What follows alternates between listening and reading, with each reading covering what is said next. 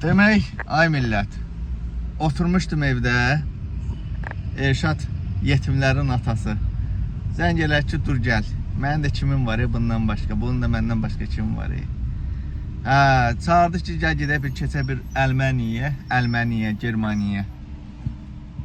Elşad nəsə yenə öz şotura məzuniyyət götürübdü. Çox danışmaq istəmir, irgənibdi, deyir, irgənmişəm bana, bezmişəm. İsveçrəni keçdik hava. İndi bax, sərhəddəyik dostlar, bax, İsveçrə sərhəddindən keçirik Almaniya, bax. Hani koronavirus, hani sərhədlərin bağlı olması, hani pandemiya, Elşadın bir söz var idi. Ay arvadı anası cırıq baş naziri, 21-ci barmağım olsun sənin hər yerinə. Bax, qardaş, bax. Sərhəddir, bax. Maşınla keçirik. Elşadın bu Mr. Bine ilə keçirik Almaniya. Bax, biz keçdik Almaniya. Bax, bir addımlıq, 5 addım keçdik, Almaniyadayıq biz. Almaniyadayıq. Yoxlama falan da yox. Hani qardaş, bax, yoxlama. Sakitçilikdir. Əsas bunun təbliğatını aparmaq. Həftə sonudur. İlham Əliyev də sizi, indi 5 ildir da, 5 il. 5 ildir həbsxanada saxlayıb, quru sərhədləri bağlayıb. Bəlkə birinin müalicəyə ehtiyacı var, İrana getmək istəyir, xəstədir. Bəlkə nə bilim, özü Çinə gedir, nəvələrini. özü Çinə aparır nəvələrini, ailəlikcə. Özdə Elşad qısası bir şey deyil, demək, Mehriban qara yaylıq bağlayıb. Bilsən nəyə görə?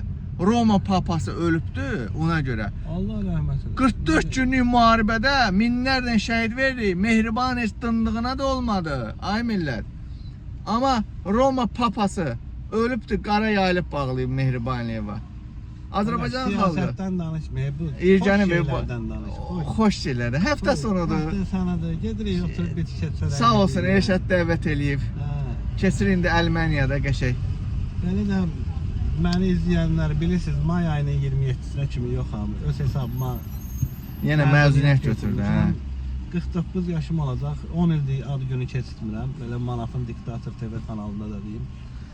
Deməli 10 ildir ad günü keçirtmirəm. Yenə də keçirtməyə niyyətim yox. Sadəcə Azərbaycan hakimiyyətinə mesajımı verdim. Mən həyatımı bomba kimi yaşayıram. Yaxşı yaşamaq üçün də mücadilə aparıram. Mən 49 yaşına keçəndən sonra eləməyib ki, bu ağsaqqal kişi çıxıb yenə söyüş söysün. Mənim problemlərimi həll edin. Bütün Azərbaycan bilir. Söymək istəmirəm, söyüş yaxşı şey deyil. Bu dəli qayırmaqdan yoruldum. İstər Azərbaycanda, istər bu Avropada, dedikodu, mənlik deyil. Mən sadəcə nömrəmi falan dəyişib gedib həyatımı yaşayıram. Valla mən bu adamı tanıyıram da. Bu adam deyir ki, Manav, yerdə qalan ömrümü çəkilib bir qıraqda, Alp dağlarının gözəl zirvəsində sakit həyatımı yaşamaq istəyirəm. İsveçrəli bilirsiniz də, Alp dağlarının ətəyi, gözəl ölkə. Adam şantaj eləmir, adam təhdid eləmir. Adama pul atmışsınız, gətirin adamın pulunu veriniz. Verməyəcəksiniz, mənlə birlikdə Mehribana dibinə kimi qoyacaq, dibinə kimi qoyacaq. Siz belə bilməm, indi Elşad, hansısa klanlar bizim meydanda qalmağımızı istəyirlər, Mehribanı. Maraqlıdırlar da. Çox maraqlıdırlar. Ramazanda da bir ay çəkmədim də. Çox maraqlıdırlar Elşad. Çəkmədi, sən şey verdilər yenə, prokuraturaya. Demək ki, nəsə maraqlıdır da bu işdə də. Çıx danış deyirlər Elşad. Dayanma, ortada ol. Danışdıracaqlar. Danış deyir, danışaq da. Bizdən heç şey getmir. Bel problemim var. Bax, otururam, belim ağrıyır. Danışmaq istəmirəm.